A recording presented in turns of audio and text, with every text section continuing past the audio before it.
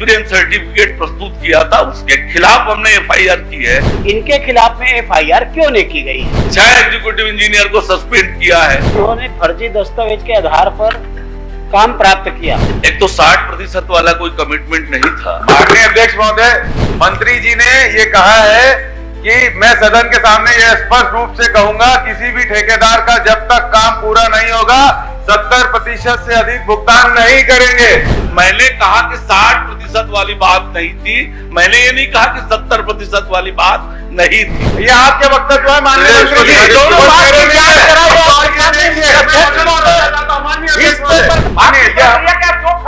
आप अपनी बात रख रहे हैं, क्यों नहीं कहेंगे?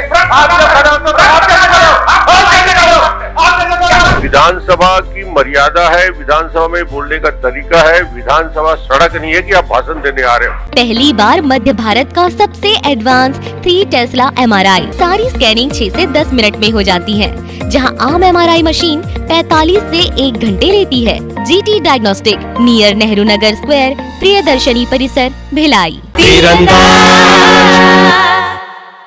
नमस्कार, मैं हूं मयंक चतुर्वेदी और आप देख रहे हैं तीरंदाज। आज छत्तीसगढ़ विधानसभा में एक ऐसी स्थिति बनी जब अजय चंद्राकर और विधायक देवेंद्र यादव आमने सामने आ गए। दोनों के बीच ज़बरदस्त हॉट टॉक हुई और हॉट टॉक के बाद स्थिति ये बनी कि विधानसभा अध्यक्ष को बाद में ये कहना पड़ा कि इस जो वार्तालाप हुआ है इसको विलोपित किया जाता है। दरअसल मामला ये है कि धर्मलाल कौशिक, जो कि भारतीय जनता पार्टी से विधायक हैं और पूर्व प्रदेश अध्यक्ष भी रहे हैं, उन्होंने अपनी ही सरकार के मंत्री यानी कि उप मुख्यमंत्री जो हैं वो अरुण साव, उनसे एक सवाल किया जो कि ठेकेदारों के भुगतान को लेकर के था। जब इस सवाल को लेकर के उन लोगों की चर्चा चल रही थी, तभी विधायक देवेंद्र यादव बताते हैं कि जो जानकारी उप मुख्यमंत्री द्वारा दी जा रही है वो गलत है और गुमराह करने वाली है, क्योंकि इसके पहले विधानसभा को जो बताया गया उसके अनुसार ठेकेदारों को 70% से ज़्यादा भुगतान नहीं किया जाता जब तक कि उनका काम पूरा ना हो जाए। लेकिन अब जो मंत्री जी कह रहे हैं वो उससे उलट है और उन्होंने कहा कि ऐसी कोई व्यवस्था नहीं है, क्योंकि एक सवाल धर्मलाल कौशिक ने पूछा था और कहा था कि किसी मामले में 80% भुगतान कर दिया गया जबकि काम में तमाम खामियां हैं। बस यही सवाल जवाब चल रहा था जब देवेंद्र यादव इस मामले में बताते हैं कि सदन को गलत जानकारी दी जा रही है तो अजय चंद्राकर की वाइल्ड कार्ड एंट्री हो जाती है। अक्सर आपको बता दें कि अजय चंद्राकर की प्रश्नों के दौरान वाइल्ड कार्ड एंट्री होती रही है। कोई भी सवाल पूछे वो अक्सर किसी भी मामले में आ जाते हैं, लेकिन इस बार मामला थोड़ा सा उल्टा पड़ गया और देवेंद्र यादव बहुत ही आक्रामक रूप से अजय चंद्राकर से भिड़ गए। स्थिति ऐसी बनी कि सभी लोग हक्के बक्के रह गए ये नज़ारा देख करके, और पूरा मामला क्या है वो हम आपको दिखाते हैं। क्रमांक 4 श्री धर्मलाल कौशिक।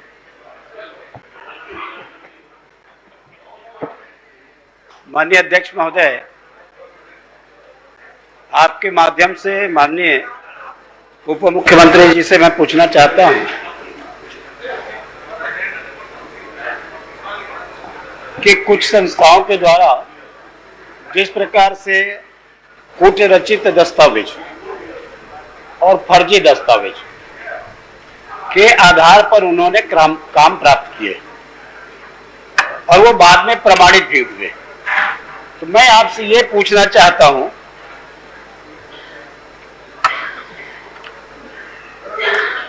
कि जिस प्रकार से एक अधिकारी के द्वारा कूटरचित दस्तावेज के आधार पर अपराध किया जाता है और उनके खिलाफ में एफआईआर दर्ज किया जाता है, तो क्या उसी प्रकार से फर्जी दस्तावेज या कूटरचित दस्तावेज कर काम प्राप्त करने वाले जिस प्रकार से अपराध किए हैं उनके खिलाफ भी उसी प्रकार से कार्रवाई करेंगे क्या?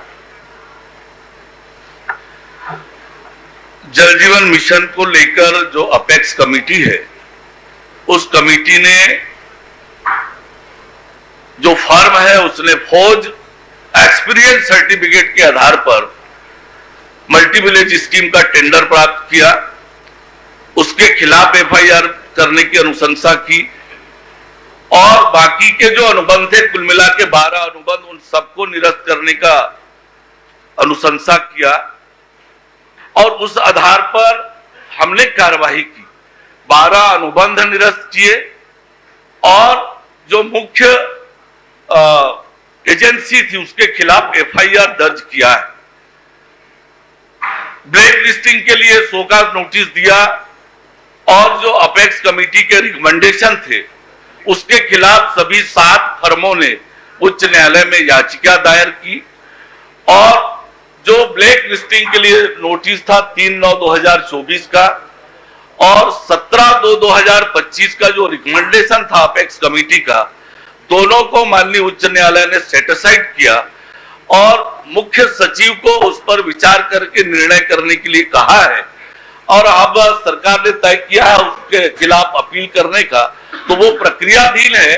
अधिकारियों की संलिप्तता के संबंध में कोई रिपोर्ट नहीं आई है, इसलिए कोई कार्रवाई नहीं किया है। और यदि ऐसी रिपोर्ट आती तो निश्चित रूप से यदि 6 एग्जीक्यूटिव इंजीनियर को सस्पेंड किया है, 4 के खिलाफ नोटिस दिया है, डिपार्टमेंटल इंक्वायरी चल रही है, तो किसी भी अधिकारी को बख्शने का कोई सवाल ही नहीं है जिसकी जिम्मेदारी कोई हो। नहीं, अधिकारी के संदर्भ में मैंने नहीं पूछा। मैं तो ये पूछा कि जैसे इन्होंने फर्जी दस्तावेज के आधार पर काम प्राप्त किया और अपराध किया, शासकीय अधिकारी यदि उसी आधार पर कोई दस्तावेज प्रस्तुत करे तो उनके खिलाफ में एफआईआर की जाती है।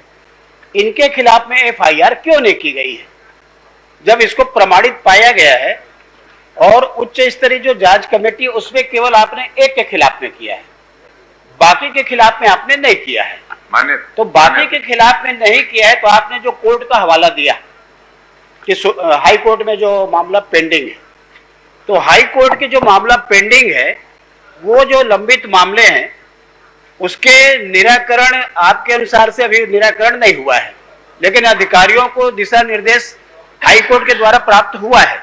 तो इसमें आपने कहा है कि किया जा रहा है उसको, तो कब तक किया जाएगा, मैं ये पूछ रहा हूं आपसे।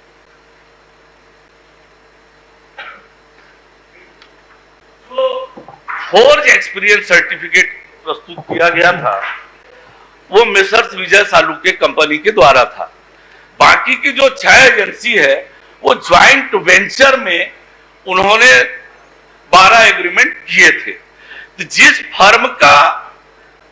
फर्म ने फोर्ज एक्सपीरियंस सर्टिफिकेट प्रस्तुत किया था उसके खिलाफ हमने एफआईआर की है। बाकी लोगों का ज्वाइंट वेंचर में जो टेंडर हुआ था उन सबके अनुबंध निरस्त किए हैं और हम उनकी ब्लैक लिस्टिंग भी कर रहे थे और ब्लैक लिस्टिंग के लिए शोकॉज नोटिस दिया था। माननीय उच्च न्यायालय ने उससे क्वेश्चन किया, अब उस पर अपील करने की हमारी प्रक्रिया चल रही है। माननीय उच्च न्यायालय का जैसा आदेश होगा, पर किसी भी अनियमितता को बर्दाश्त करने का प्रश्न ही नहीं है। माननीय अध्यक्ष महोदय, मैं माननीय उप मुख्यमंत्री जी से पूछना चाहता हूं कि उस समय आपने एक जवाब दिया था पिछले समय प्रश्न में कि जहां पर जल का स्रोत नहीं है और वहां पर यदि जो भुगतान की स्थिति है और जानबूझकर कि इन्होंने उस प्रकार के जो काम किए हैं 70% से अधिक उनका भुगतान नहीं किया जाएगा, 60%। हाँ, तो उसमें आज मैं केवल एक आपको उदाहरण बताना चाह रहा हूं, आज के ही प्रश्न में है, लता उसेंडी जी का प्रश्न है और 15 नंबर में है 80% से अधिक भुगतान हो गया है, 22 ग्रामों में पेयजल अभी भी प्रारंभ नहीं हुआ है, 80% उसका भुगतान हो चुका है। ये तो आज के प्रश्न में है, लेकिन ऐसे कई मामला है। तो जब उस समय आपने आदेश किया उसके बाद किस अधिकारी के द्वारा भुगतान किया गया? आपके जो आदेश का अवहेलना किया गया, ऐसे अधिकारी के विरुद्ध में आप कार्रवाई करेंगे क्या? माननीय अध्यक्ष महोदय, माननीय अध्यक्ष महोदय, एक तो 60% वाला कोई कमिटमेंट नहीं था। माननीय अध्यक्ष महोदय, ये इस सदन का कागज है और इसमें साफ मंत्री जी ने ये कहा है कि मैं सदन के सामने यह स्पष्ट रूप से कहूंगा, किसी भी ठेकेदार का जब तक काम पूरा नहीं होगा 70% से अधिक भुगतान नहीं करेंगे। ये सम्मानित विधानसभा से आया हुआ कागज है और इसी सदन में इन्होंने ये बात कही है और इसके बाद जो विभाग है वो गुमराह कर रहा है। जो माननीय का सवाल है उसमें बिल्कुल साफ लिख दिया गया है कि ऐसी कोई कमिटमेंट नहीं है, जबकि इनके वक्तव्य है ये विधानसभा के, ये आपके वक्तव्य है माननीय मंत्री जी।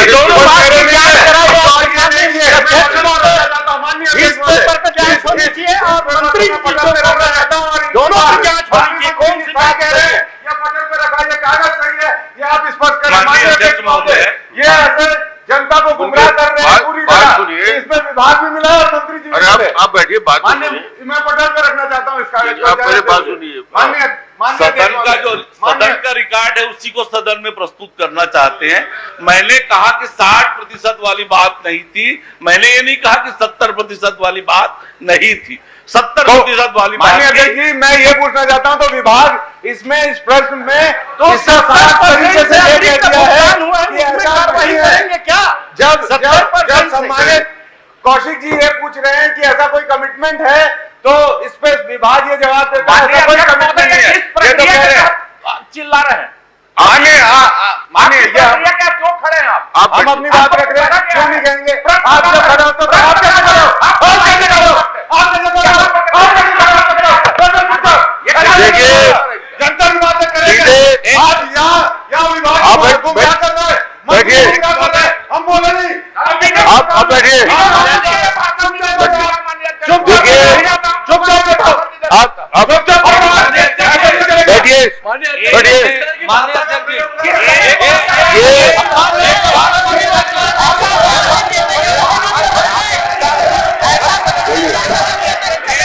चलिए बैठिए, चलिए।